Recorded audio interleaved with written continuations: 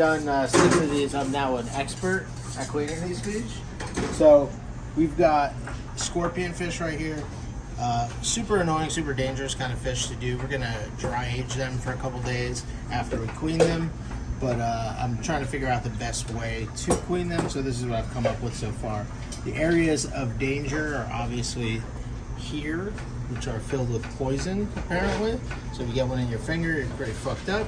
You got tons of spikes all over the head. Nothing too bad on this fin, but this fin you've got kind of a spike down here that comes through. This one you got a big old spike on the bottom of that. So you gotta be very careful going around this fish. Internally as well, the gills, we'll see them when I open it up. The gills are spiked and kind of serrated, and the crusher throat has almost like a microplane effect on it. So it literally grabs onto everything. It rips your gloves. I got 2-3 pairs of gloves on for safety. You can probably use a thicker gauge glove and it'd be better. So basically what I'm gonna do with this first is cut off the dangerous bits that I can. So take this guy off. I'm gonna take this guy off. Okay. Flip it upwards. So you want to be really careful. I come across the grain, if you will, like this. And you don't want to push too hard with this fish, because obviously if you push, mess up your scissor, your hand will go right into those spikes. So you kind of want to cut one by one and wiggle it a little bit.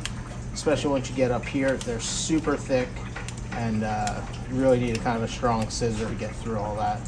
So you take that off. I don't know, this is pretty dulled now, so it's fairly safe. On the other side, same thing. Weird angle. And just take that guy off. Okay, we're gonna take this guy off. And then lastly, we're gonna flip him upside down and take this guy off. Now this guy in the end, like I said, is super thick, so you wanna really kind of get in there and break it down. There we go. Okay, there we go. Now you've got to deal with where do you hold this fish while you're cutting it open, which is, again, if you look here, there's nothing but spikes that grab onto everything. So you kind of have to grab a firm hold. The first thing I want to do is take the gills off. So what I do, there's a notch right here in the mouth where I kind of grab a hold of, and then I find the spots without spikes that I kind of grab a hold of there, just so I can keep it in place. There's not a ton of scales on here, but just enough. The belly is scaleless, which is kind of interesting. But just like that, and then same thing on the other side. Or you can flip it the other side. Tail you can now grab, no issues.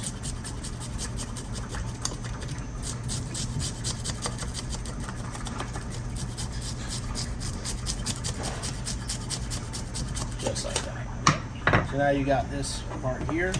Now what I like to do is, I like to cut from the anus to the top. So again, holding very steadily and keeping your hand out of the way of your blade.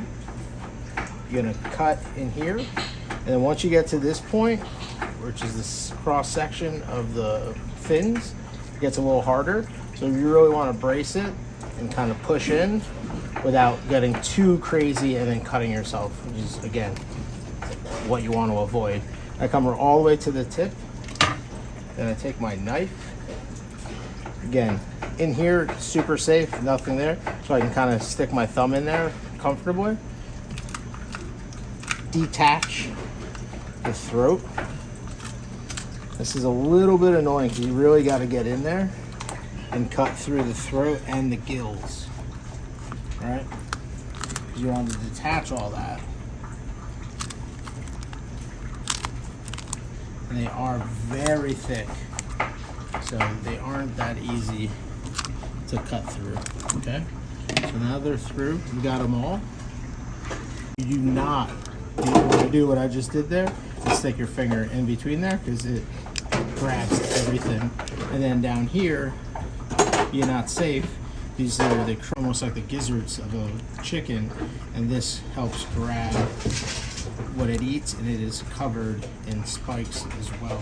So super dangerous. And then of course the X factor here, we've got the line where the hook is attached in here, which is also dangerous. So lots of things to be concerned about. But once I have it open like this, what I like to do is take my knife, cut this open so that it exposes that, and then I take the scissor and I try to release this. Usually I would just grab this underneath and it would be totally fine. But since it has all those spikes, I want to create sort of an opening, if I can, to grab onto comfortably. Okay, so I've got this all pushed back. Get my fingers underneath comfortably, and then you can spread this, and pull back like that, and it the pluck basically comes out, just like that. Okay. And if you can look, where's the, if you can look right there, is the hook that they use to catch them. Super dangerous to get this hook in your hand. So the curved point and the barb, if this goes in your hand, that's a trip to the hospital right there, guaranteed. That's not coming out. That's why they use those hooks. So in here, to prepare it for hanging, I'm going to remove this blood here, this blood line. Okay. We're just ripping it out. No problems. And then we're going to take cold water. And just really wash out the inside. Get any bits and pieces that you may have missed out, because you don't want anything in there for the aging process in this fish. You really want to get everything out as much as possible, clean as possible, as Jacob the cameraman likes. He likes a clean fish. Alright, that's it. That's pretty much it. So you got a little piece there, a little piece there. This is clear. And that's it. Wash the outside to get any of the loose scales. Again, you gotta be really careful still with this fish on all these spikes on the head. And that's it. That's your cleaned scorpion fish. Ready for hanging.